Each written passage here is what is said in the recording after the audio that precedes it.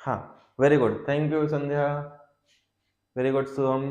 तो ये correct answer क्या हो जाएगा आपका, ध्यान रखिएगा, झिहुरदा जो आपका हनुमान मंदिर आता है, ये किस जिले में आता है, तो ध्यान रखिएगा ये आता है आपका सिंगरौली जिले में। कहाँ पे आएगा आपका, सिंगरौली जिले में आता है। और इसके बारे में अगर हम बात करें तो सिंगरौली जो है आपका, ऋषि जो है आपके, एक ध्यान रखिएगा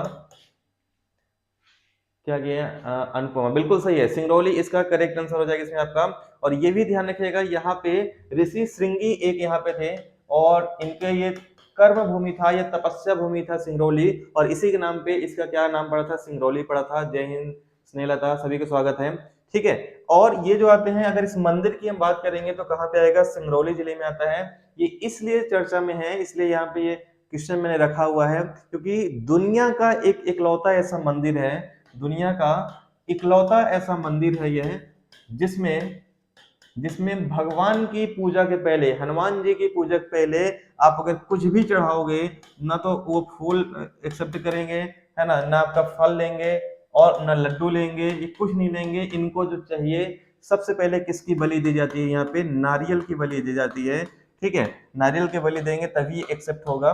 ठीक है, तो ये नारियल की बलि के लिए जाने जाते हैं, यहाँ पे इस मंदिर में से मानता है कि पहले आप नारियल वहां पे चढ़ाइए, इसके बाद पूजा करना चाहिए, और फिर आपको जो चढ़ाना है, लड्डू फल फूल चढ़ाना हो चढ़ा लीजिए। ठीक है, दुनिया का एक इकलौता मंदिर ऐसा है जो आपका पहले नारियल की बलि मांगता है। ठीक है, ये ध्यान रखिएगा। इसका कुछ फोटो भी है, मैं आपको दिखा दूं, तो ये इस तरीके से फोटो है इनका, यहाँ पे इस तरह की मूर्ति है, ये मंदिर है यहाँ पे, और ये इस तरह से देखिए बहुत सारे नारियल यहाँ पे बंधे रहते हैं इसमें। ठीक है, ये आपको समझ में आ गया होगा आपका। और यहीं पे क्या होता है आपका, मैं बता दूं, इसी मंदिर में क्या होता है आपका, एक विष्णु मंदिर भी है।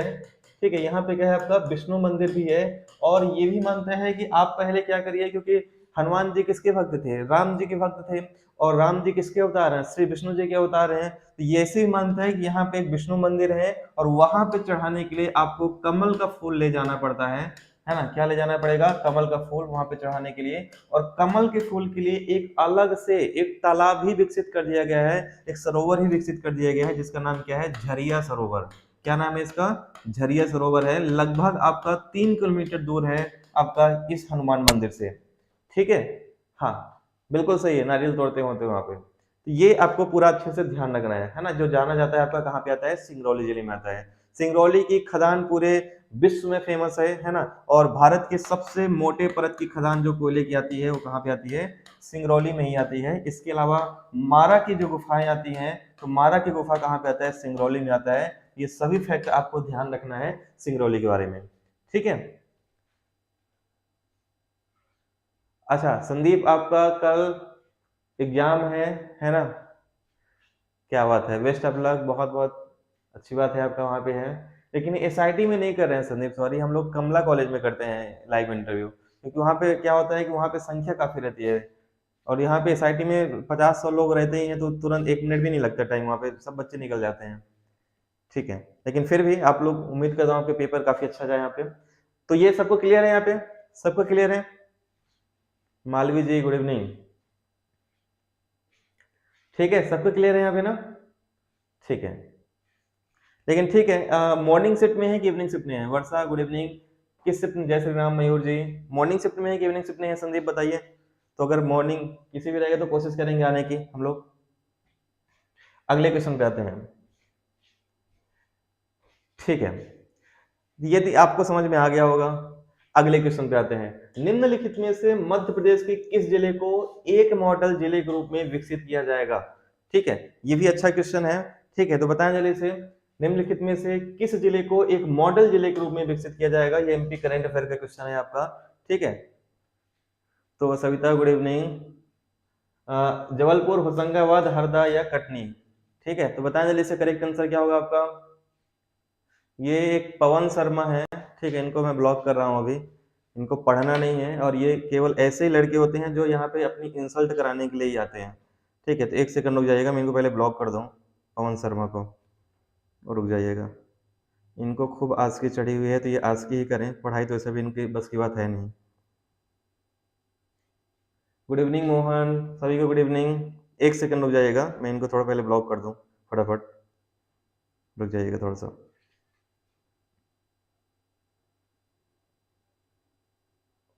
एक सेकंड रुक जाइएगा। ठीक है, तब तक आप लोग इसका आंसर करिए, करेक्ट आंसर क्या हो जाएगा इसमें आपका। ठीक है, तो इसका जो सही आंसर क्या हो जाएगा, करेक्ट आंसर हो जाएगा, ध्यान रखिएगा, इसमें सही आंसर हो जाएगा इसका, ये हो जाएगा हरदा। हरदा क्या हो जाएगा इसमें आपका, करेक्ट आंसर हो जाएगा इसमें आपका। ठीक है, हाँ, वेरी गुड। चलिए बढ़े आगे। ठीक है,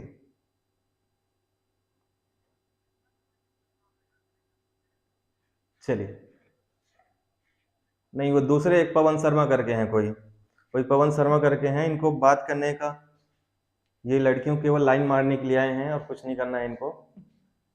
ठीक है, आज की करना है, आज की करिए, लेकिन यहाँ पे पढ़ाई के टाइम पे मत करिए, आज के कोई परहेज नहीं है।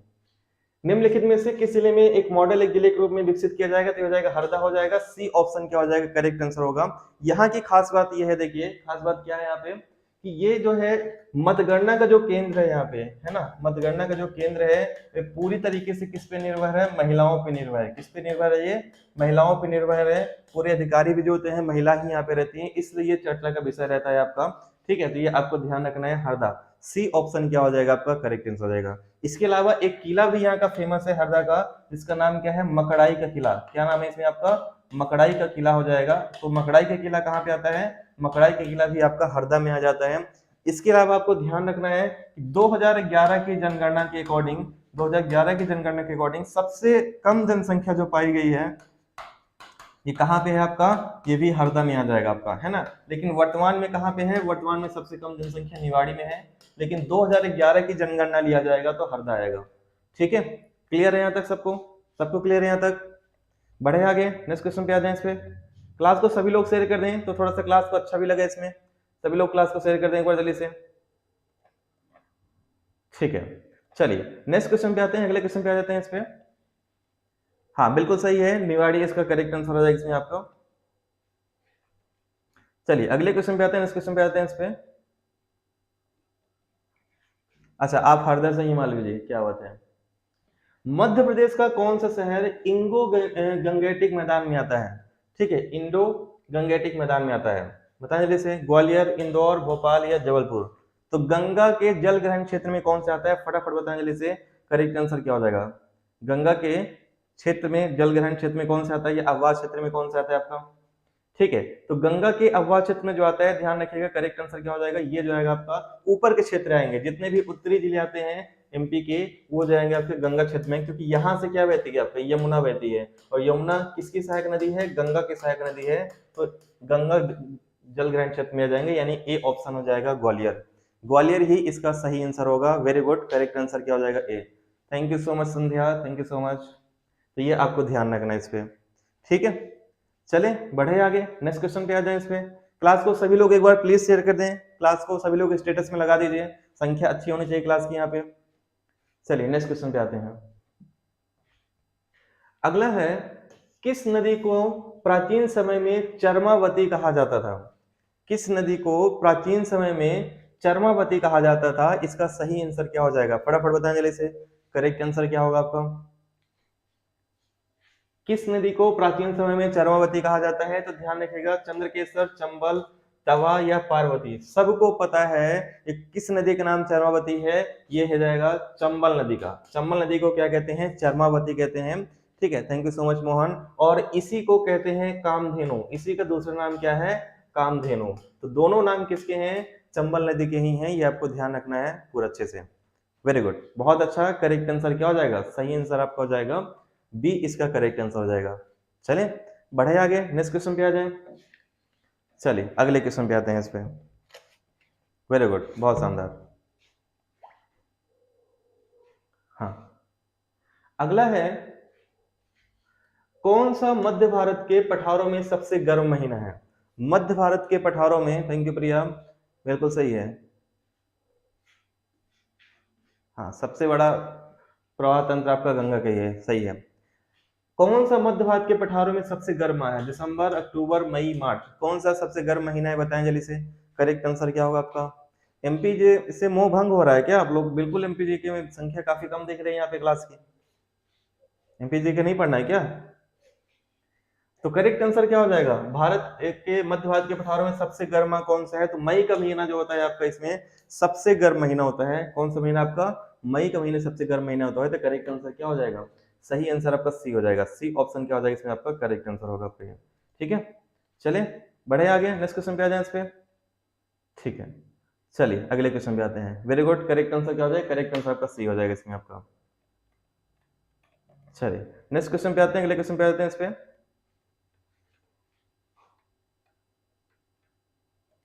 एक सेकंड थोड़ा सा रुक जाएगा, 1 सेकंड थोड़ा सा रुकिएगा आप लोग, 1 सेकंड रुक जाना आप लोग।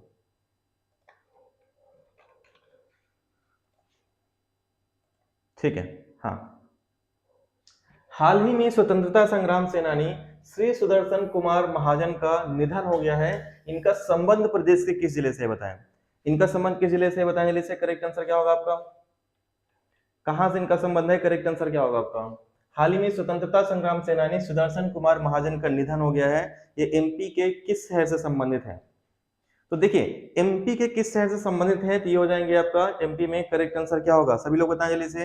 ये जो है मध्य प्रदेश के सीहोर जिले से संबंधित है, और ये भाजपा के पूर्व नेता भी रह चुके हैं, है ना, भाजपा से संबंधित है ये।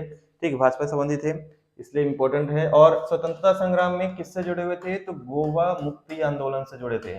किससे जुड़े थे ये, गोवा मुक्ति आंदोलन से जुड़े हुए थे ये। तो ये भी अगर पूछा जाए तो ध्यान रखिएगा।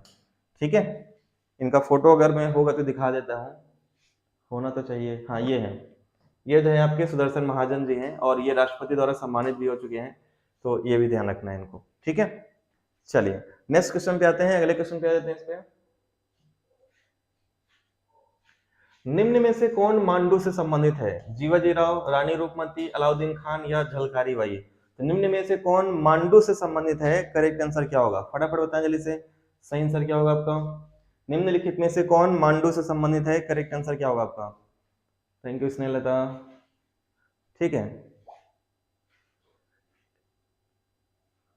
अच्छा ठीक है, तो इसका जो करेक्ट आंसर हो जाएगा कौन मांडू से संबंधित है, ये बारे में मैं कल ही आपको बता दिया था कि रानी रूपमती जो है किससे संबंधित है, मांडू से संबंधित है।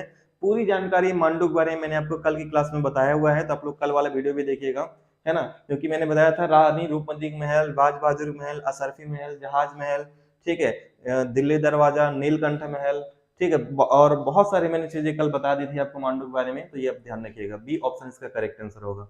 रानी रूपमती और बाज बहादुर की कहानी भी बताई थी मैंने, क्या इनकी कहानी थी, है ना। चलिए, तो क्योंकि वो बार बार रिपीट नहीं करेंगे।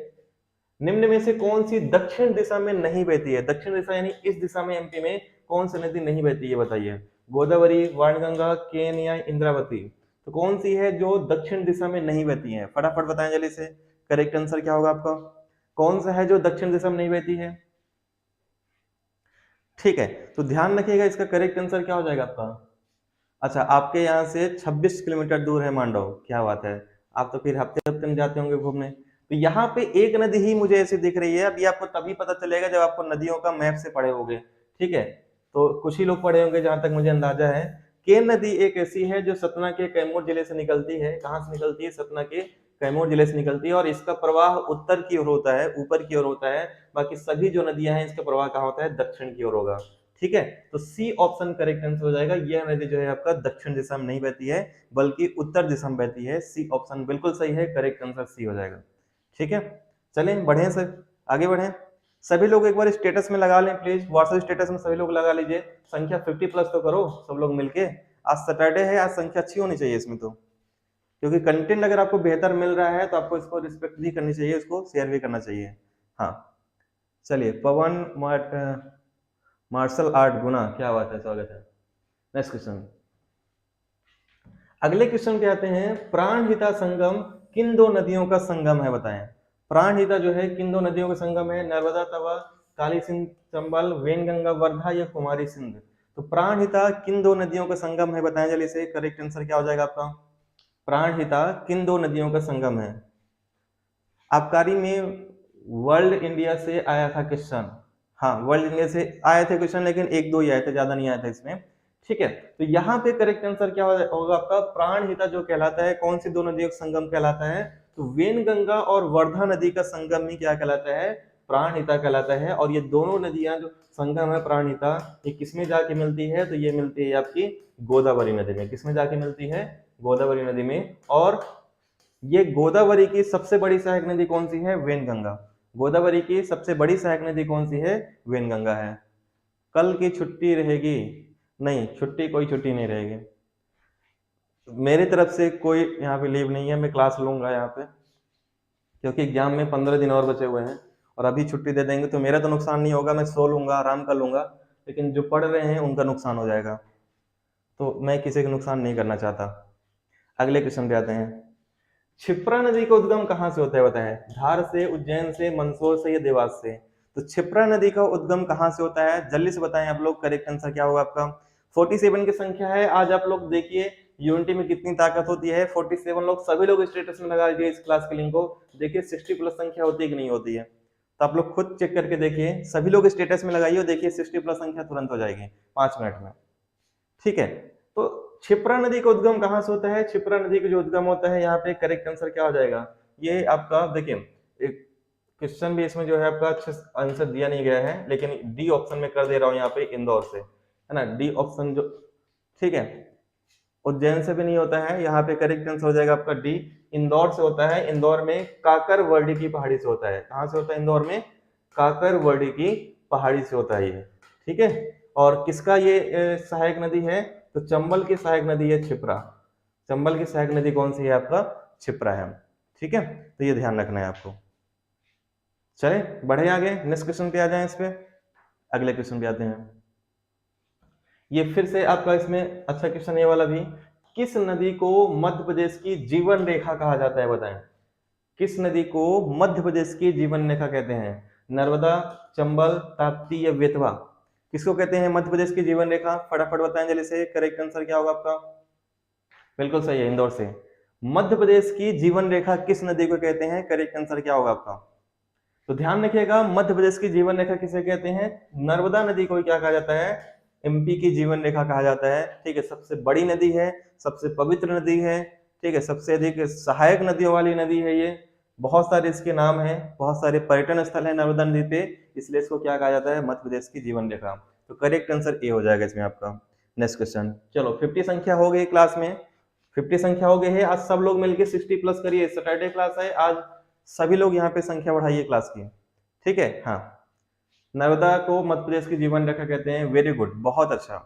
चलिए अगले क्वेश्चन पे आते हैं। बेतवा नदी से कौन सी नहर निकलती है बताएं इसमें? हलाली नहर, तवा नहर, वारना नहर या चंबल नहर? तो बेतवा नदी से कौन सी नहर निकलती है? फटाफट बताएं जल्दी से, करेक्ट आंसर क्या होगा आपका? तो करेक्ट आंसर क्या हो जाएगा आपका? बेतवा नदी से कौन सी नहर निकलती है? तो बेतवा नदी से जो नहर निकलती है इसका नाम क्या है? हलाली नहर। और ये जो रहती है आपका, कहाँ पे बहती है? आपका विदिशा रायसेन। हलाली नहर जो है कहाँ पे आपका रहता है? विदिशा रायसेन में बहती है। तो ये भी आपको ध्यान रखना है। जिला कौन सा संबंधित है इससे? विदिशा और रायसेन। ठीक है, चलें आगे बढ़े। वेरी गुड, नेक्स्ट क्वेश्चन पे आते हैं। हाँ बिल्कुल सही है, ए ऑप्शन करेक्ट आंसर हो जाएगा। अगला क्वेश्चन है आपका, मध्य प्रदेश के साथ कितने राज्यों की सीमाएं होती हैं? एमपी के साथ कितने राज्यों की सीमाएं होती हैं बताएं जल्दी से, करेक्ट आंसर क्या होगा आपका? एमपी के साथ कितने राज्यों की सीमाएं होती हैं? 4, 5, 6 या 7? तो एमपी राज्य के साथ कितने राज्यों की सीमाएं टच करती हैं? तो ध्यान रखिएगा, एमपी के साथ 5 राज्यों की सीमाएं टच होती हैं। इनमें से कौन कौन सा आ जाएगा? यूपी, ठीक है, राजस्थान, सीजी, ठीक है, फिर आपका इसमें गुजरात और महाराष्ट्र। ठीक है, ये 5 राज्यों की सीमा मध्य प्रदेश को टच करती है, ये सबको पता होगा। हाँ, भोपाल के पास डैम है। गुड, तो करेक्ट आंसर क्या हो जाएगा? करेक्ट आंसर आपका हो जाएगा बी। नेक्स्ट क्वेश्चन अगला है, ये देखिए यहाँ पे मैप में भी बता देता हूँ। यहाँ पे आ जाएगा आपका यूपी, यहाँ पे आएगा सीजी, यहाँ पे आ जाएगा, नीचे आ जाएगा महाराष्ट्र, यहाँ पे क्या आएगा? नीचे महाराष्ट्र आएगा। इधर क्या आ जाता है आपका? गुजरात, इधर गुजरात आता है, और इधर क्या आ जाएगा आपका? राजस्थान आ जाएगा। ठीक है, चलिए अगला क्वेश्चन है आपका, यही वाला क्वेश्चन है अगला। क्षेत्रफल की दृष्टि से एमपी का सबसे बड़ा जिला कौन सा है बताएं? हाँ, क्षेत्रफल की दृष्टि से मध्य प्रदेश का सबसे बड़ा जिला कौन सा है बताएं जल्दी से, करेक्ट आंसर क्या होगा आपका? शिवपुरी, सतना, छिंदवाड़ा या धार? तो सबसे बड़ा जिला क्षेत्रफल में कौन सा आएगा? जल्दी से बताएं। करेक्ट आंसर क्या होगा आपका? तो वेरी गुड, करेक्ट आंसर क्या हो जाएगा? सबसे बड़ा जिला जो आता है ये आता है छिंदवाड़ा। सबसे बड़ा जिला कौन सा है आपका? छिंदवाड़ा आ जाएगा। लेकिन इससे पहले जो बड़ा जिला था कौन था? सीधी था। लेकिन सीधी से कौन सा जिला अलग हुआ? सिंगरौली अलग हो गया 2008 में। तो इसके बाद से बड़ा जिला कौन सा बन गया? छिंदवाड़ा बन गया। ठीक है, बिल्कुल सही है दिलीप सिंह, वेरी गुड। तो करेक्ट आंसर क्या होगा? करेक्ट आंसर आपका छिंदवाड़ा हो जाएगा। डी ऑप्शन इसका सही आंसर हो जाएगा आपके। ठीक है, हाँ, करेक्ट आंसर क्या हो जाएगा? करेक्ट आंसर आपका छिंदवाड़ा होगा। नेक्स्ट क्वेश्चन, हाँ, छोटा निवाड़ी है, वेरी गुड। नेक्स्ट क्वेश्चन पे आते हैं। अगला है, मध्य भारत के पठारों में नदियां आमतौर पे किस दिशा में बहती हैं? बताएं। मध्य भारत की नदियां आमतौर पे किस दिशा में बहती हैं, ये आपको बताना है। ठीक है, पूरब में, पश्चिम तथा उत्तर पश्चिम में, उत्तर तथा उत्तर पश्चिम में, या पश्चिम में। तो मध्य भारत के पठारों की जो नदियां हैं ये किस दिशा में बहती हैं, ये आपको बताना है। फटाफट जल्दी से बताएं, किस दिशा में बहती हैं? करेक्ट आंसर क्या हो जाएगा आपका? मध्य भारत के पठारों की नदियां किस दिशा में बहती हैं? तो ध्यान रखिएगा, मध्य भारत के पठारों की जो नदियां हैं किस दिशा में बहती हैं? करेक्ट आंसर क्या हो जाएगा आपका? तो करेक्ट आंसर क्या होगा? ये उत्तर और उत्तर पश्चिम बहती हैं। किस दिशा में बहती हैं? उत्तर और उत्तर पश्चिम में। करेक्ट आंसर आपका सी हो जाएगा। नेक्स्ट क्वेश्चन, मध्य प्रदेश द्वारा जो आपका जलदीप योजना है, ये जलदीप योजना किस जलाशय से शुरू किया गया है? बताएं। जलदीप योजना किस जलाशय से प्रारंभ किया गया है, ये आपको बताना है। जल्दी से बताइए, जलदीप योजना किस जलाशय से प्रारंभ किया गया है? तो जलदीप योजना जो प्रारंभ किया गया है, कहां से प्रारंभ किया गया है? ये इंदिरा सागर से प्रारंभ किया गया है। ए ऑप्शन क्या हो जाएगा आपका? Correct answer. करेक्ट आंसर क्या हो जाएगा? ए होगा।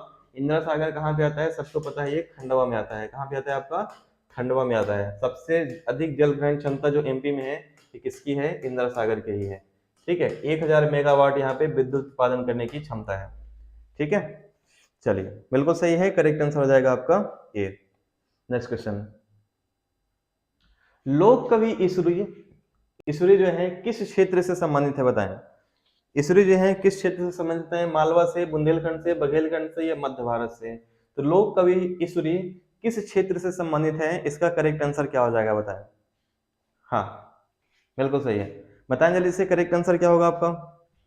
लोक कवि ईसुरी किस क्षेत्र से संबंधित है? तो ध्यान रखिएगा, ईसुरी जो है किस क्षेत्र से संबंधित है? ये हो जाएंगे आपके बुंदेलखंड के। कहाँ जाएंगे आपके? ये बुंदेलखंड के कहलाएंगे। करेक्ट आंसर हो जाएगा क्या? करेक्ट आंसर हो जाएगा बी। प्रख्यात यहाँ के कवि रहे हैं, लोक कवि रहे हैं। ठीक है, ईसुरी जो कहाँ से संबंधित है? बुंदेलखंड से। ठीक है, हाँ, बिल्कुल सही है। पुनासा डैम भी कहाँ पे आता है आपका? खंडवा में आता है। नेक्स्ट क्वेश्चन, ये आपका फिर से क्वेश्चन आ गया है, मैहर शारदा माता का मंदिर किस जिले में स्थित है? बताएं। रीवा में आता है, जबलपुर में आता है, सतना में, या कटनी में? तो बताएं जल्दी से, मैहर का शारदा माता मंदिर ये कहाँ पे आता है, किस जिले में आता है? जल्दी से बताएं, करेक्ट आंसर क्या होगा आपका? मैहर का शारदा माता मंदिर कहाँ पे आता है? करेक्ट आंसर क्या होगा आपका? सही आंसर क्या हो जाएगा आपका? ठीक है, तो ध्यान रखिएगा, मैहर का जो शारदा माता का मंदिर आता है ये कहाँ पे आता है? ये तो सब लोग कर लोगे इसको, लेकिन फिर से आप लोग बी कर रहे हो भाई। बी कहाँ से आ जाएंगे? सतना होगा। सतना में मैहर का शारदा माता का प्रसिद्ध मंदिर जो आता है ये कहाँ पे आएगा? सतना में आएगा। ठीक है, तो बिल्कुल सही है बी। इसका करेक्ट आंसर क्या हो जाएगा आपका? यहाँ पे बी आ जाएगा, है ना। और ये इसलिए अभी आपका ध्यान रखिएगा, अमित शाह ने क्या किया है, अमित शाह आज ही आए थे सतना में, और कोई प्रोजेक्ट का यहाँ पे क्या किए थे, शायद मेडिकल कॉलेज है सतना में कोई, तो मेडिकल कॉलेज का इन्होंने क्या किया था? शुभारंभ किया हुआ है ना, सतना में आज के दिन किया हुआ है। तो ये भी ध्यान रखिएगा। चलें आगे बढ़े। आपको यहाँ पे पता होगा, यहाँ पे और पर्यटन स्थल में क्या आता है? यहाँ पे आता है भरहुत स्तूप, है ना। यहाँ पे कौन सा स्तूप आता है? सतना में भरहुत स्तूप आता है। मुकुंदपुर सतना, मुकुंदपुर जो टाइगर सफारी है ये भी कहाँ पे आएगा? मुकुंदपुर टाइगर सफारी भी कहाँ पे आ जाएगा आपका? सतना में ही आता है इसमें। ठीक है, ये भी आपको ध्यान रखना है। चले बढ़ते हैं अगले क्वेश्चन की तरफ। कोई बात नहीं, कोई बात नहीं, संगीत की राजधानी भी है, सही बात है, कोई बात नहीं। अगले क्वेश्चन पे आते हैं। वर्धा नदी किस जगह से निकलती है? बताएं। छिंदवाड़ा से, सिवनी से, बैतूल से, या उज्जैन से? तो वर्धा नदी कहां से निकलती है इसका बताएं। करेक्ट आंसर क्या होगा आपका? वर्धा नदी किस जगह से निकलती है? करेक्ट आंसर क्या होगा? फटाफट बताएं जल्दी से, सही आंसर क्या हो जाएगा इसमें आपका? वर्धा नदी कहां से निकलती है? तो ध्यान रखिएगा, वर्धा नदी जो निकलती है कहाँ से निकलती है, ये बैतूल के वर्धन शिखर से निकलती है। कहाँ से निकलती है, बैतूल के वर्धन शिखर से निकलती है। तो करेक्ट आंसर क्या हो जाएगा, सही आंसर हो जाएगा आपका सी। सी ऑप्शन इसका करेक्ट आंसर हो जाएगा आपका। ठीक है, हाँ बिल्कुल सही है। ये जो आ जाएगा करेक्ट आंसर क्या हो जाएगा, वर्धन शिखर से निकलती है, सी ऑप्शन करेक्ट आंसर होगा। बैतूल में ही आपको सबको पता है यहाँ पे मुक्तागिरी नामक तीर्थ स्थल है जो जैन तीर्थ स्थल संबंधित है। और बैतूल का भैंसा देही जो है आपका, भैंसा देही शिव मंदिर जो है ये भी आपका कहाँ पे आता है, आपका ये आता है बैतूल में ही आता है, ये आपको ध्यान रखना है। ठीक है, तो काफी इंपॉर्टेंट है, फैक्ट ये पूछे जाते हैं। ठीक है, चलें आगे बढ़े। वेरी गुड, बहुत अच्छा, संख्या अच्छी दिख रही है क्लास में। आज 51 की संख्या हो गई है, और मिलके सब लोग बढ़ाइए इसको, संख्या को क्लास में। नेक्स्ट क्वेश्चन पे आते हैं। अगला क्वेश्चन है, वसुधा पत्रिका का प्रकाशन कहां से होता है, बताएं।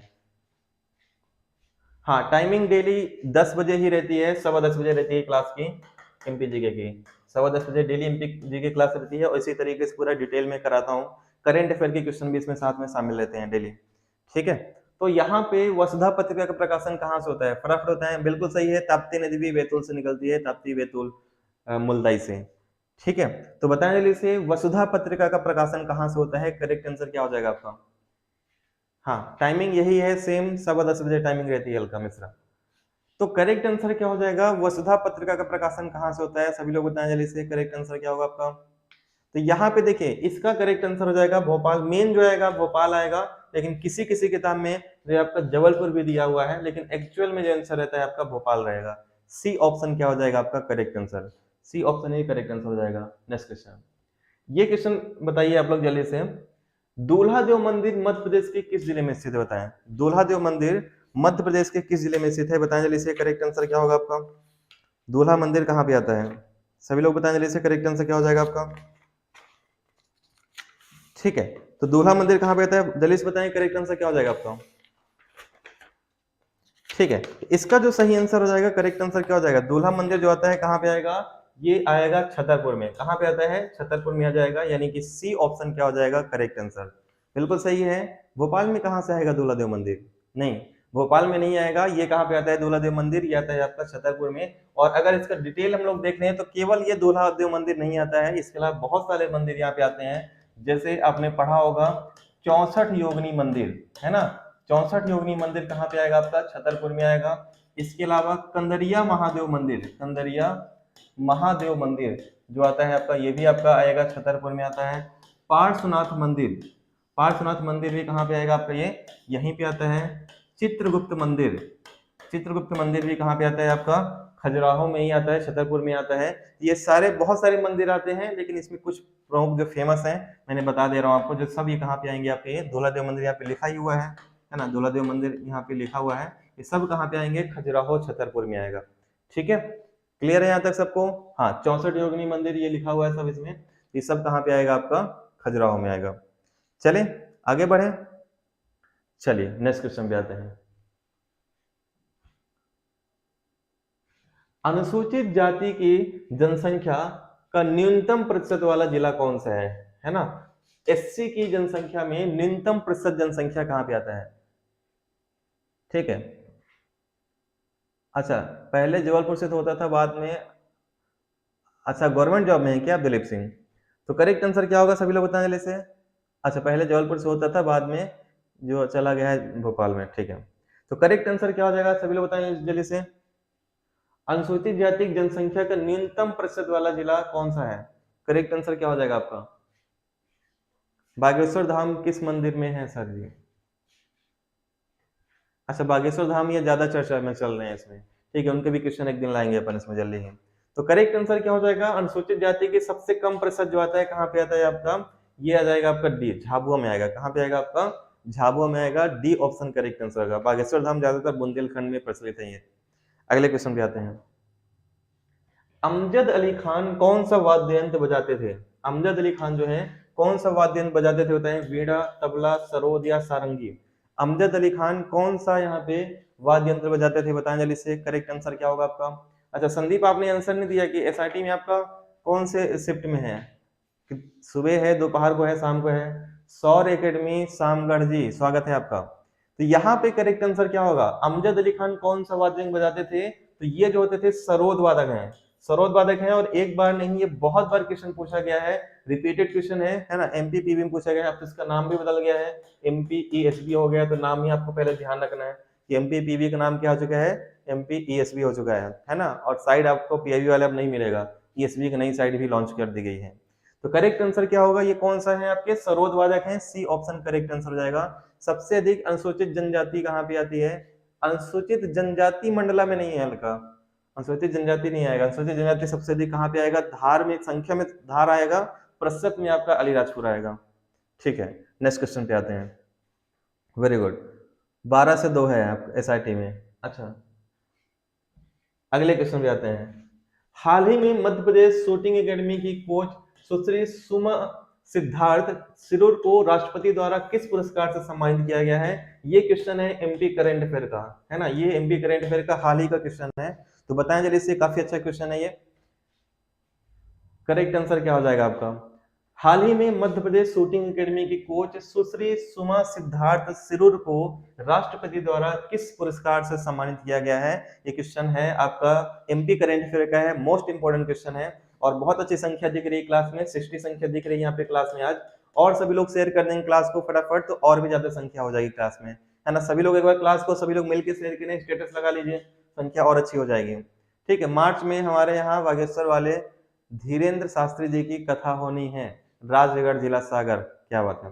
ठीक है, इस पे आते हैं, करेक्ट आंसर क्या होगा, यहाँ पे आ जाएगा आपका द्रोणाचार्य पुरस्कार से इनको सम्मानित किया गया है। द्रोणाचार्य के बारे में अगर हम बात करेंगे तो नेशनल अवार्ड है, ये कैसा है आपका, ये नेशनल अवार्ड है जो राष्ट्रपति द्वारा दिया जाता है। और द्रोणाचार्य पुरस्कार से संबंधित क्वेश्चन जैसे मध्य प्रदेश पीएससी में ज्यादातर पूछे जाते हैं, पटवारी में भी पूछने की पूरी संभावना रहेगी। इसका पूरा आप लोग डिटेल जान लीजिए, किसके लिए दिया जाता है, तो खेलों में उत्कृष्ट है, खेलों में उत्कृष्ट जो कोच रहते हैं उनको ये दिया जाता है प्रदर्शन करने के लिए। ठीक है, जो पहले कर चुके होते हैं, कोच जो अच्छा काम करते हैं। और इसकी शुरुआत कब से हुई है तो ये भी आपको ध्यान रखिएगा, 1965 से 85 से सॉरी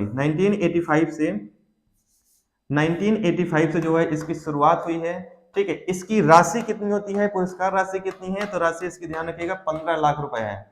राशि कितनी है, 15 लाख रुपए इसकी राशि दी जाती है। ठीक है, ऐसे सर हम ये हम सबकी क्लास है। ठीक है, very good, thank you Snehlata.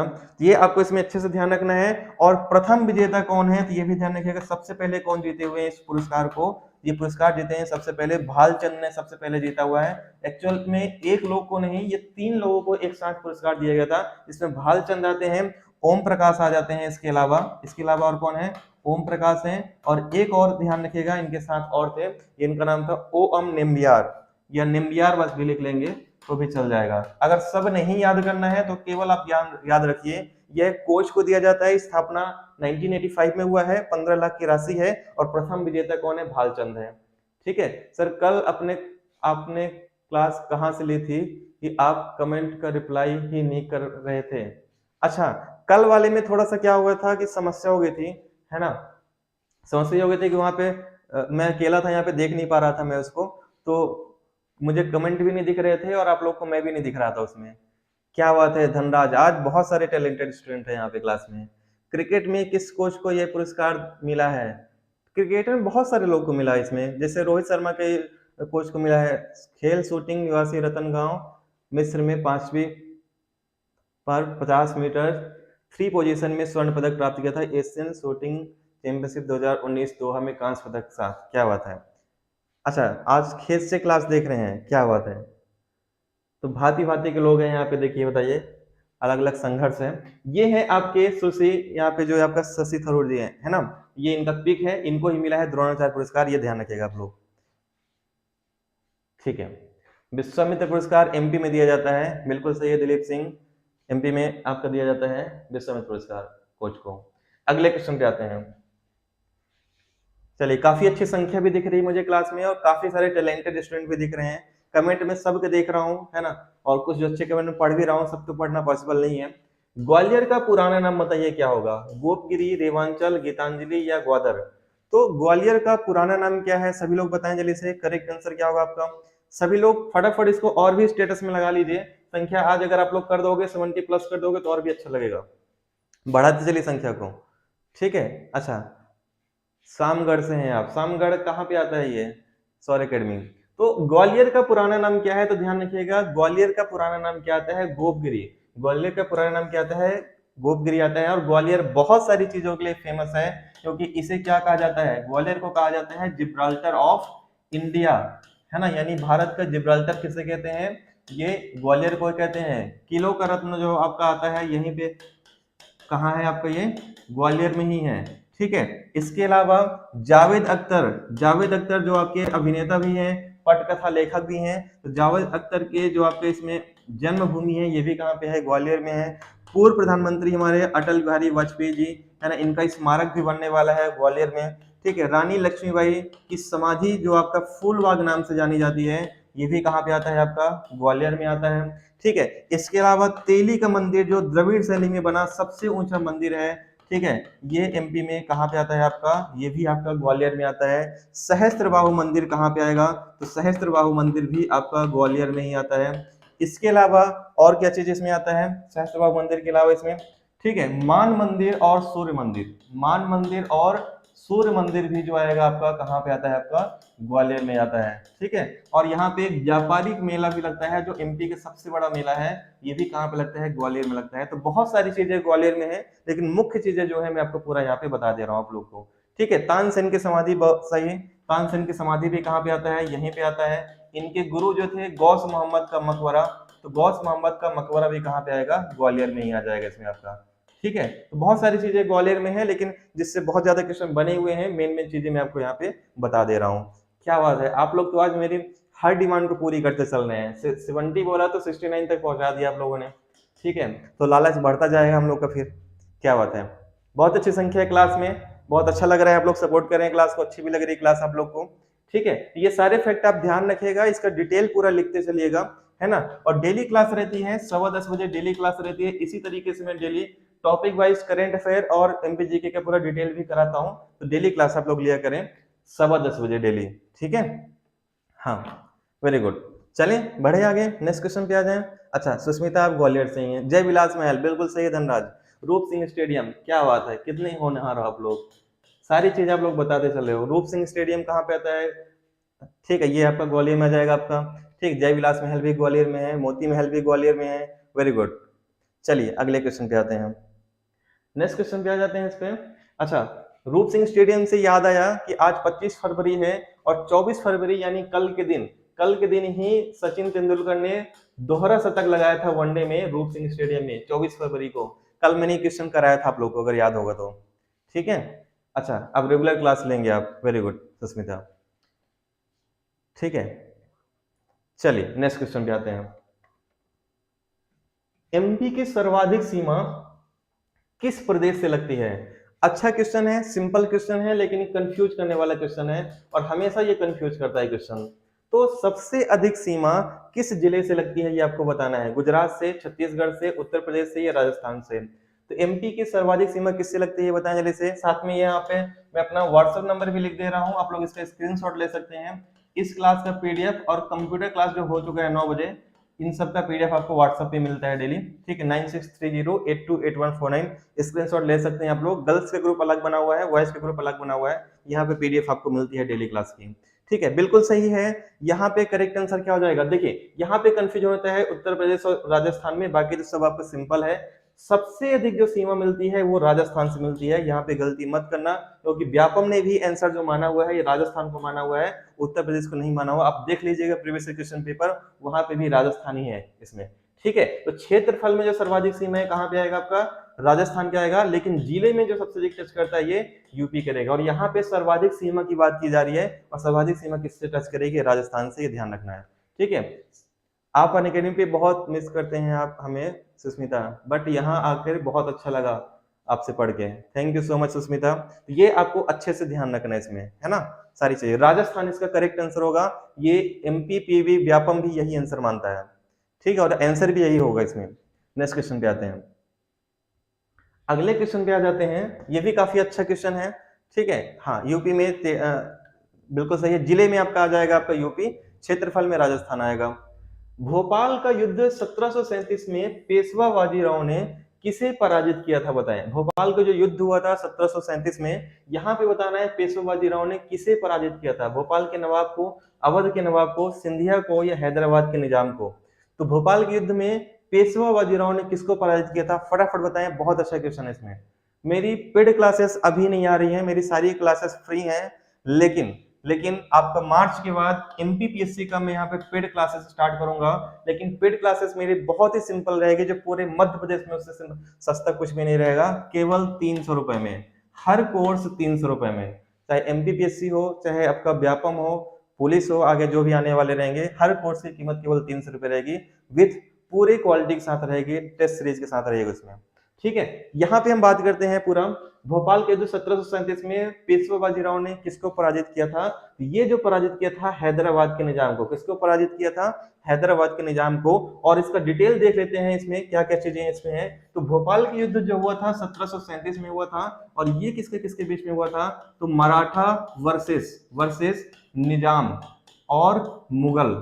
ठीक है, तो यहाँ पे ध्यान रखिएगा, दोनों ये थे, ठीक है, निजाम भी थे और मुगल भी थे, ये दोनों इसमें शामिल थे। और किसके खिलाफ थे, मराठा के खिलाफ थे। और निजाम जो आ रहे थे इसमें आपके, ये सब किसके आ रहे थे, भोपाल। ठीक है, भोपाल जो थे आपके ये इसी के अंतर्गत आ रहे थे, और मराठा एक अलग थे, ये अलग लड़ रहे थे। और इसमें जीतते कौन है, तो विजयी जो होते हैं, ध्यान रखिएगा, मराठा जीतते हैं। कौन जीते हैं इसमें, मराठा जीतते हैं। हालांकि बाद में जब नादिर शाह का आक्रमण होता है तो मराठा से क्या होता है, इनकी सत्ता चली जाती है, मराठा मुगल भी छीन लेते हैं इसको। लेकिन फिलहाल अगर भोपाल के युद्ध की हम बात करेंगे तो इसमें कौन जीतते हैं, मराठा, जो 1737 में होता है, और भोपाल के नवाब इसमें हार जाते हैं। ठीक है, हाँ, क्लियर है यहाँ तक सबको, यहाँ तक सबको क्लियर है ना, हाँ बिल्कुल सही है। चले बढ़ते हैं अगले क्वेश्चन की तरफ। यहाँ पे पेशवा बाजीराव जो है जीत गए, ठीक है, जीत गए थे ये। चलिए, तो यहाँ पे करेक्ट आंसर क्या होगा, भोपाल के नवाब को पराजित किया था, अवध के नवाब को पराजित किया था, सिंधिया को पराजित किया था, या फिर आपका हैदराबाद के निजाम को पराजित किया था। तो इसका करेक्ट आंसर क्या होगा, यहाँ पे ध्यान रखिएगा, यहाँ पे हैदराबाद का निजाम हो जाएगा, डी ऑप्शन करेक्ट आंसर होगा पे। ठीक है, चलिए नेक्स्ट क्वेश्चन पे आते हैं। हिंदी की क्लास का टाइमिंग क्या है, जूली पूछ रही है। हिंदी की क्लास एक बार मैंने खत्म कर दिया है जूली, है ना, तो अभी कल ही खत्म किया हिंदी की क्लास को। सौर एकेडमी, आप आर्मी से रिलेटेड हैं, पार्ट टाइम जॉब होने के कारण और दिन में समय नहीं मिल पाता है, ऐसे में रात को ये टाइम ऑनलाइन क्लास के लिए बेस्ट है। हाँ बिल्कुल, इसीलिए मैं सबको ध्यान में रखते हुए, हाँ हिंदी भी पढ़ाता हूँ मैं, इसी सबको ध्यान में रखते हुए मैं क्लास के टाइम रात को ही चलाता हूँ। एक 9 बजे मेरी क्लास रहती है डेली, और एक 10 बजे रहती, 10:15 बजे रहती है, तो मैं रात को ही क्लास लेता हूँ नॉर्मली। फिलहाल इस क्वेश्चन पे आते हैं, ये एमपी करंट अफेयर का क्वेश्चन है। हाल ही में अभिनेता आशुतोष राणा को मध्य प्रदेश साहित्य अकादमी पुरस्कार 2020 से सम्मानित किया गया, इसका संबंध मध्य प्रदेश के किस जिले से है। ये एमपी करंट अफेयर का क्वेश्चन है, बताएं। तो यहाँ पे आशुतोष राणा को सब कोई जानते हैं ना, सब कोई जानते हैं आशुतोष राणा को, चलो भी फोटो भी दिखाऊंगा, टेंशन मत लो। तो इसका करेक्ट आंसर क्या हो जाएगा, ये मध्य प्रदेश साहित्य अकादमी पुरस्कार की बात की जा रही है। तो इनका संबंध एमपी से कहां से है, तो एमपी में है, सागर नहीं होगा, नरसिंहपुर होगा। एमपी में कहां से इनका संबंध है, नरसिंहपुर से है। ठीक है, thank you so much sir, आप सभी के लिए बहुत करते हैं, thank you so much Susmita. तो इसका करेक्ट आंसर क्या हो जाएगा, नरसिंहपुर होगा। और इसका डिटेल देखते हैं हम लोग क्या है, हाँ थैंक यू सुस्मिता। तो ये देखें, ये है आशुतोष राणा, ये कौन है आपके, आशुतोष राणा है। और ये अगर हम बात करें, इसमें सब अभिनेता भी हैं, और इन्होंने हाल ही में एक उपन्यास भी लिखा हुआ है। तो इनके पहले उपन्यास का नाम आपको ध्यान रखना है, उपन्यास का नाम क्या है, राम राज्य। कौन सा उपन्यास का नाम है इनके, राम राज्य उपन्यास का नाम है, जिसमें एक विशिष्ट कैरेक्टर के बारे में भी इन्होंने बताया हुआ है, जो आप लोग जानते होंगे, कैकेयी, जिसके कारण से रामायण बना, जिसके कारण से रामायण को हम लोग जानते हैं। क्योंकि अगर राम जी ने रावण को नहीं मारा होता तो रामायण के बारे में हम लोग नहीं इंटरेस्ट लेते, और अगर कैकेयी ने राम जी को वनवास नहीं भेजा होता तो राम जी क्या होते, रावण से लड़ते ही नहीं। तो कारण कौन थे यहाँ पे, कैकेयी थे। तो कैकेयी के चरित्र को उजागर किया है यहाँ पे आशुतोष राणा जी ने, और यहाँ पे राम राज्य की परिकल्पना को बताया है कि कैसे राम राज्य लाया जा सकता है। तो ये आशुतोष राणा ने अपने उपन्यास में लाया है। इसी के लिए यहाँ पे साहित्य अकादमी द्वारा मध्य प्रदेश के इनको ये पुरस्कार दिया गया है। और ये ध्यान रखिएगा कौन सा पुरस्कार दिया गया, ये भी आपको ध्यान रखना है। तो वीर सिंह देव पुरस्कार, साहित्य अकादमी के अंदर एक पुरस्कार आता है जिसका नाम क्या है, वीर सिंह देव पुरस्कार आता है। और इसकी पुरस्कार राशि अगर पूछ ली जाए तो पुरस्कार राशि कितनी है, 1 लाख रुपए है। इसकी पुरस्कार राशि पहले 51,000 थी, बढ़ के अब कितनी हो चुकी है, 1 लाख रुपए हो चुकी है। तो ये भी आपको ध्यान रखना है इसमें आपका। ठीक है, तो इसका डिटेल लिखा हुआ है। साहित्य अकेडमी एमपी संस्कृत परिषद द्वारा, ये विभाग द्वारा, भोपाल द्वारा ये पुरस्कार दिया जाता है। ठीक है, इनमें से अखिल भारतीय स्तर पे 13 पुरस्कार रहते हैं और प्रादेशिक स्तर पे 15 रहते हैं। और इसमें अखिल भारतीय स्तर पे 1 लाख रुपए रहती है राशि और प्रादेशिक स्तर पे आपका कितना रहता है, 51,000 रुपए रहता है। तो ध्यान रखिएगा, ये जो आपका है केंद्रीय स्तर का पुरस्कार है जिसमें राशि कितनी है, 1 लाख रुपए है। ठीक है, हाँ एक्चुअली सर ये रायसेन से हैं बट अब ये नरसिंहपुर में रहते हैं। अच्छा ठीक है, हो सकता है धनराज, लेकिन एग्जामों में, किताबों में, हर जगह पे जो मान्य सोर्स है, विकिपीडिया में भी हर जगह नरसिंहपुर बता रहा है, तो हम लोग को नरसिंहपुर ही पढ़ना है इसका। ठीक है, आप वहां के नजदीक होंगे, आपको पता होगा, फिर बहुत अच्छी बात है। अगले क्वेश्चन पे आते हैं। नेक्स्ट क्वेश्चन है इसमें आपका, सर्वाधिक नगरीकृत जिला कौन सा है बताएं। सर्वाधिक नगरीकृत जिला कौन सा है, भोपाल, इंदौर, जबलपुर या ग्वालियर। सर्वाधिक नगरीकृत जिला कौन सा है बताएं जल्दी से, करेक्ट आंसर क्या होगा। अच्छा सभी लोग स्टेटस भी लगा लीजिए, जैसे संख्या आज 80 प्लस तो कर दीजिए आप लोग, है ना, आज 80 प्लस करिए, कल संडे रहेगा, कल 100 प्लस रहेगी संख्या क्लास में, क्योंकि बेहतर से बेहतर कंटेंट मैं डेली आपको दूंगा। इसी तरीके से आप लोग सपोर्ट करते रहे क्लास को, डेली आए क्लास में। सर्वाधिक नगरीकृत जिला कौन सा है जल्दी से बताएं, करेक्ट आंसर क्या हो जाएगा आपका। सर्वाधिक नगरीकृत जिला कौन सा आएगा, तो सबको पता है डेंसिटी में, घनत्व में सबसे अधिक जनसंख्या कहां पर रहती है, तो सर्वाधिक जनसंख्या कहां पर रहती है, भोपाल में। तो सर्वाधिक नगरीकृत जिला भी कौन सा यहाँ पे हो जाएगा, इंदौर नहीं होगा, भोपाल होगा। भोपाल ही क्या हो जाएगा, सर्वाधिक नगरीकृत जिला हो जाएगा, करेक्ट आंसर हो जाएगा A. Thank you so much Snehlata. देखो आज मैं जितनी डिमांड करता चल रहा हूँ आप लोग मानते चल रहे हैं। 73 संख्या हो गई है, 80 संख्या आने में देर नहीं लगेगी, आप लोग कर देंगे, मुझे भरोसा है। ठीक है, तो सबसे अधिक जो जिला है कहाँ पे आता है, नगरी के जिला कौन सा है, भोपाल आएगा। लेकिन जनसंख्या अगर आपसे पूछ लिया जाए सबसे अधिक जनसंख्या किस जिले में है, तो यह आ जाएगा आपका इंदौर में आ जाएगा इसमें, है ना, ये भी आपको ध्यान रखना है। हाँ संडे क्लास रहेगी, डेली क्लास रहती है, कोई भी दिन छुट्टी नहीं करता मैं इसमें। ठीक है, भोपाल की बात करेंगे तो भोपाल में सबको पता है, भोपाल को क्या कहते हैं, झीलों का नगर कहा जाता है। क्या कहते हैं इसको, झीलों का नगर कहते हैं। और कल इसके पर्यटन स्थल मैंने पढ़ा दिए थे, इसलिए ज्यादा नहीं बताऊंगा इसके आज, है ना। लेकिन मेन चीजें मैं थोड़ा सा बता देता हूँ आपको। बड़ा तालाब यहीं पे आता है आपका, ठीक है। इसके अलावा आपका छोटा तालाब तो यहीं पे आएगा आपका, फिर वन विहार यहीं पे आता है आपका, ठीक है। यहाँ भी मोती मस्जिद जो है आपका यहीं पे आता है, मोती मस्जिद भी आपका यहीं पे आएगा आपका, ठीक है। इसके अलावा आपका इसमें जो आता है आपका शौकत महल जो आता है आपका, ये भी भोपाल में आता है, ठीक है। ताजुल मस्जिद यहीं पे आएगा, ताजुल मस्जिद यहीं पे आता है। जामा मस्जिद भी आपका भोपाल में ही आ जाता है इसमें आपका, ठीक है। श्यामला हिल्स, श्यामला हिल्स भी कहाँ पे आएगा, श्यामला हिल्स भी आपका भोपाल में ही आएगा, ठीक है। ये सारे पॉइंट इसमें ध्यान रखिएगा, ये सब भोपाल के हैं। चले बढ़े आगे, नेक्स्ट क्वेश्चन पे आ जाते हैं। वल्लभ भवन यही आएंगे। केंद्रीय जितने बहुत सारे प्रशासनिक भवन जो आते हैं ये सब भोपाल में आते हैं। चलें अगले क्वेश्चन पे आते हैं। वेरी गुड, अगला क्वेश्चन पे आते हैं, ये भी अच्छा है। दर्दी जलप्रपात किस नदी पे स्थित है बताएं। दर्दी जलप्रपात कहाँ पे स्थित है, हाँ जनजाति संग्रहालय भी वहीं पे आता है। तो दर्दी जलप्रपात किस नदी पे स्थित है बताएं, चंबल में, सोन पे, नर्मदा पे या बीहड़ नदी पे। दर्दी जलप्रपात कहाँ पे आता है बताएं जल्दी से। 7 पहाड़ियों का नगर, हाँ बिल्कुल सही है राकेश, क्या बात है, वेरी गुड। कल मैराथन क्लास ले लें इसकी, हाँ संख्या अगर आप लोग चाहेंगे तो मैराथन क्लास भी रख लेंगे, क्योंकि कंटेंट बहुत सारे हमारे पास हैं, ठीक है। आप लोग चाहेंगे तो रख लेंगे, जैसे आप लोग इच्छा रहेगी। दर्दी जलप्रपात किस नदी पे स्थित है, तो ध्यान रखिएगा दर्दी जलप्रपात जो आता है ये नर्मदा नदी पे आता है। कहाँ पे आता है, नर्मदा नदी पे आता है। और ये बड़वाह, खंडवा खरगोन के आसपास बड़वाह क्षेत्र आता है, यहीं पे आता है आपका दर्दी जलप्रपात। एक नजर हम लोग देख लेते हैं जलप्रपात का, जो आपका नर्मदा नदी पे स्थित है, जिसमें हम अनूपपुर से स्टार्ट करते हैं। तो अनूपपुर में कौन सा आता है आपका, कपिल धारा। कौन सा आता है आपका, कपिल धारा आएगा।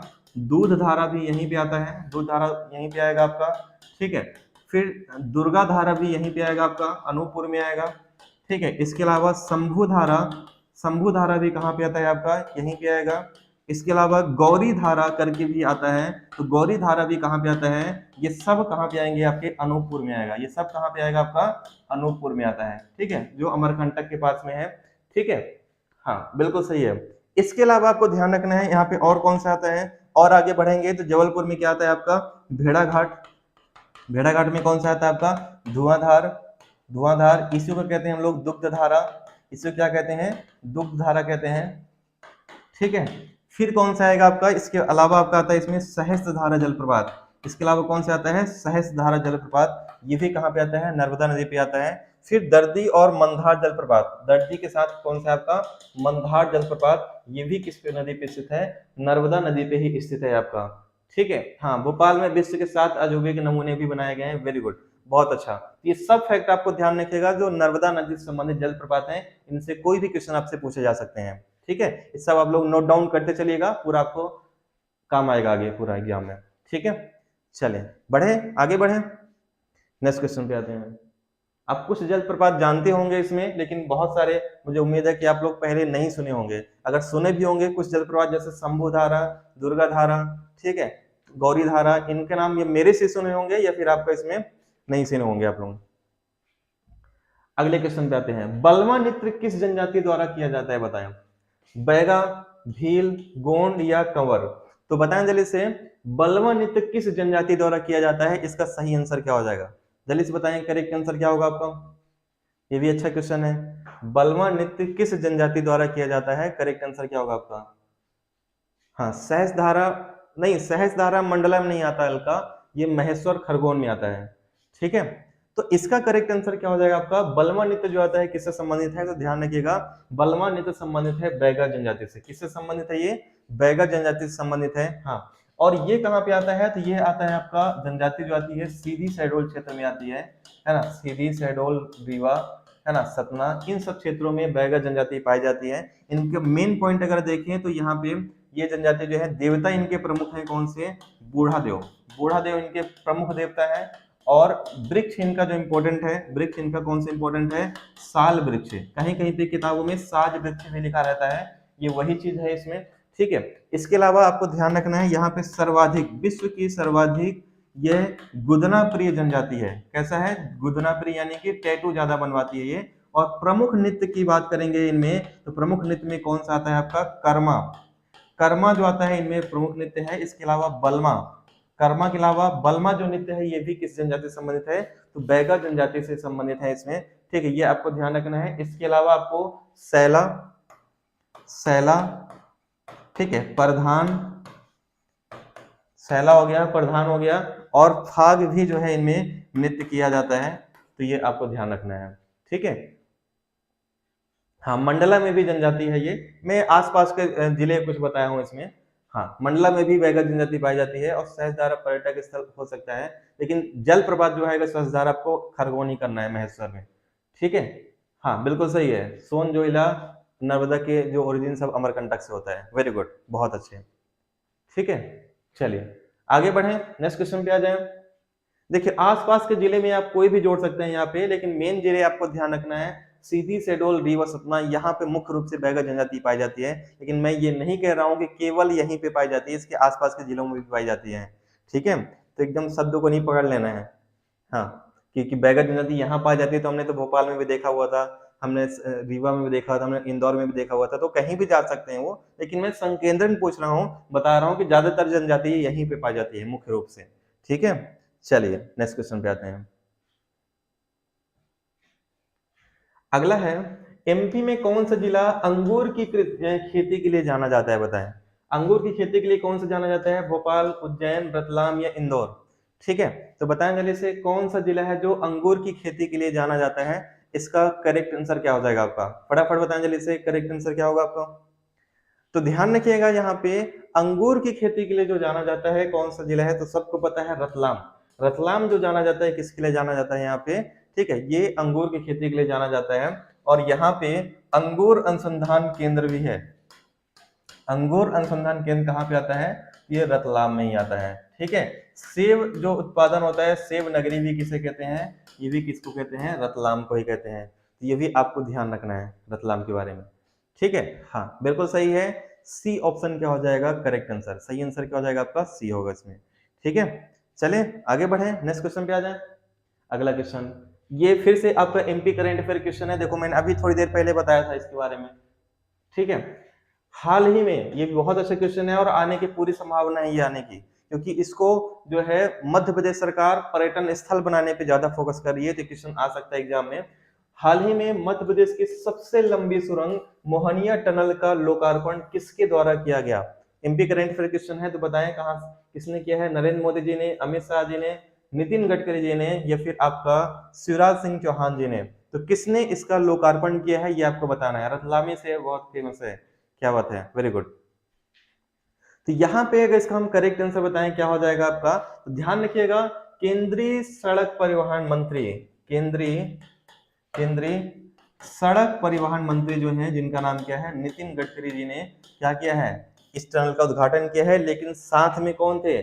साथ में शिवराज सिंह चौहान जी भी थे। लेकिन लोकार्पण की हम बात करेंगे तो लोकार्पण किसने किया है? नितिन गडकरी जी ने किया हुआ है। थे दोनों साथ में, लेकिन लोकार्पण किसने किया है? नितिन गडकरी जी ने किया है। ये आपको ध्यान रखना है। अब हम बात करते हैं यहाँ पे, ठीक है, हाँ, यहाँ यहीं पे लाल राय में एक्सीडेंट, हाँ यहीं पे अभी जो ये कल रात में एक बहुत बड़ा एक्सीडेंट हुआ है। इसमें दो बसों में, एक्चुअल बस में क्या है, टायर फट जाने की वजह से यहाँ पे बहुत बड़ा एक्सीडेंट हुआ है। इसमें बहुत सारे लोग, कुछ लोग मारे भी गए हैं, है ना। कल की घटना है इसमें। शिवराज सिंह कल रात को ही यहाँ पे आए हुए थे, ठीक है, हाँ, बहुत लोग यहाँ पे मारे गए हैं इसमें। तो इसकी हम लोग बात कर लेते हैं। ये चर्चा का विषय भी आ चुका है, ये क्वेश्चन भी आ सकता है। और कल ये घटना भी बहुत ज्यादा बड़ी घटना हो गई थी यहाँ पे। तो ये है यहाँ पे, इसकी अगर हम बात करेंगे, ये टनल है और ये नेशनल हाईवे 39, नेशनल हाईवे 39 जो रीवा सीधी राष्ट्रीय मार्ग पे आता है। कहाँ पे आता है? रीवा सीधी राष्ट्रीय राजमार्ग पे आता है। ये यहीं पे ये सुरंग बना है जो, हाँ, कल का जो 14 लोग का निधन हो गया है, बहुत सारे लोग इसमें घायल भी हुए हैं। हाँ, अभी कल शिवराज सिंह चौहान जी भी यहाँ पे आए हुए थे। चलिए, तो यहाँ पे देख लेते हैं थोड़ा सा। रीवा सीधी राष्ट्रीय राजमार्ग में ये स्थित है, 39 पे स्थित है। और ये ध्यान रखिएगा, यह मध्य प्रदेश का सबसे बड़ा, मध्य प्रदेश का सबसे बड़ा जो है सुरंग है, या सड़क सुरंग भी कह सकते हैं, या सुरंग भी कह सकते हैं। तो ये मध्य प्रदेश का सबसे बड़ा सड़क सुरंग है और लगभग आपका 2.32 किलोमीटर का है। ये कितने किलोमीटर का है? 2.32 किलोमीटर का है। अच्छा, कल ट्रक वाले ने पीछे से खड़ी बस को ही ठोक दिया था। हाँ, तो ये बहुत, इन लोगों ने क्या है, बहुत दर्दनाक घटना कल हुई थी इसमें। और लगातार देख रहे हैं कि यहाँ पे सेजी के आसपास कोई न कोई घटना चलती रहती है, यहाँ पे हो जा रहा है। अभी एक नहर में घटना हुई थी, एक यहाँ पे घटना हो गई, फिर से हो गई है, ठीक है। तो यहाँ पे कुछ लोगों की लापरवाही के कारण बहुत खामियाजा भुगतना पड़ता है, ठीक है। यहाँ पे देख लीजिए, फिलहाल देखते हैं 2 किलोमीटर की यहाँ पे ये लंबा सुरंग है। और इस तरीके से देखिए, फुल यहाँ पे क्या रहता है, अत्याधुनिक लाइट लगे हैं, यहाँ पे कैमरा लगा हुआ है, यहाँ पे आपका देख सकते हैं इसमें, ठीक है। दोनों तरफ से नालियां हैं, यहाँ पे सीसीटीवी कैमरा पूरा लगा हुआ है। तो बहुत अच्छा टनल बना हुआ है। इसको पर्यटन स्थल के रूप में भी केंद्र सरकार यहाँ विकसित कर रही है। ये इस तरीके से टनल पूरा दिखाई दे रहा है आपका। और प्रदेश का सबसे लंबा सुरंग ये बन चुका है, रीवा सीधी का मोहनिया घाटी टनल, ठीक है। ये आपको इसमें ध्यान रखना है। इसकी लागत की अगर हम बात करेंगे तो लागत कितनी आई है, तो 1004 करोड़ की लागत आई है टोटल। कितनी लागत आई है? 1004 करोड़ की इसकी टोटल लागत आई हुई है इसमें। तो ये पूरा आपको इसमें अच्छे से ध्यान रखना है, ठीक है। 17 लोग मारे गए हैं।